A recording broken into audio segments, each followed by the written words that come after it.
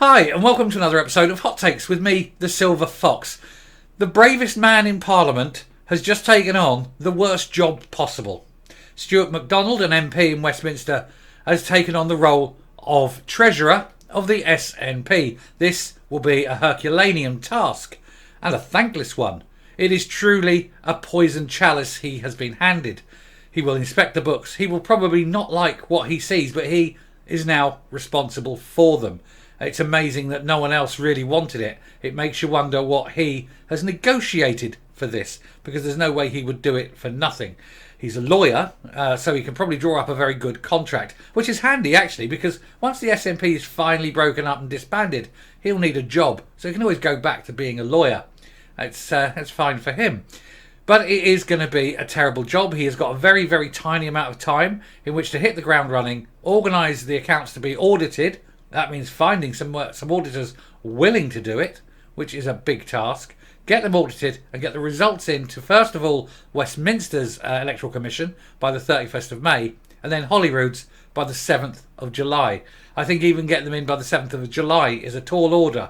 I cannot see it being done by the 31st of May, and therefore the SNP will lose their short money, 1.1 million a year, which will be no bad thing, and it may hasten the end of the party.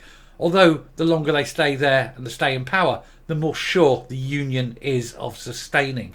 So anyway, we'll take a look at this article, see who the man is and see what on earth he's thinking. It's weird. Let's go. So Stuart McDonald, MP, appointed new SNP Treasurer, and he's a brave, brave man.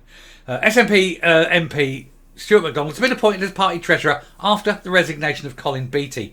Mr Beattie stepped down on Tuesday after he was arrested and released without charge pending further investigation into the party's finances. Mr McDonald, the MP for Cumbernauld, Kilsyth and Kirkintilloch East, is a former lawyer, and it's a job he, like I say, may soon be returning to. He was selected by the party's NEC committee on Saturday morning and will remain in the post until the SNP annual conference. So it's only a pro tem position, it's not the permanent position, it's just someone to take on the task of basically taking responsibility for an awful set of books and hopefully getting some auditors in. But I think even that will be a tall task. I cannot see any auditor willingly taking these books on if someone's already rejected them and saying, well, we've got our professional standing to consider. We can't sign our name to this because we'll lose our standing. And so it can be very, very tight to get anyone in at all to audit them. And therefore that target of the 5th or the 31st of May is most likely not going to be met. And that'll be the end of it. And that's it. And they lose all that money and they've got no way of getting it back. The rules are very, very clear. Mr McDonald acknowledged it was a difficult and challenging time amid the police investigation into how more than 600,000 of party donations earmarked for independence campaigning was spent. He said, whilst it is difficult and challenging, I look forward to getting on with the job of National Treasurer to help take forward the important work being led by our new party leader, Humza Yousaf, to improve the SNP's governance and transparency. Well, I've heard some bull in my life, because there's no way the SNP can ever be transparent. It dare not, because behind the scenes it is so god-awful. And as for governance, well, it hasn't managed that in 16 years, so I don't see why anything should change now. He says, I've got no hesitation in stepping forward when asked to do my part, just like Colin Beattie stepped back. He didn't resign. So now Colin Beattie stepped back, he's stepping forward. Then in a few months' time, when it's all done, he'll step back at the conference and Colin Beattie will be back in there, because, that's how it works with these corrupt people. He said to do his part in keeping our party firmly on a campaign footing as the case for Scottish independence becomes more compelling than ever. I don't know if he's aware of the reality of the position he's in, but it seems to be that the case for Scottish independence is becoming increasingly less compelling.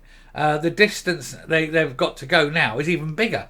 Where they were close before, the support is falling because people aren't as stupid as the SNP would like to think. So I don't know where he's getting this compelling argument from. It certainly isn't. But there we are. He's going to take this on. He's a very brave man. But like I say, not for any length of time, just until the conference in the autumn. So give him 6 months, say.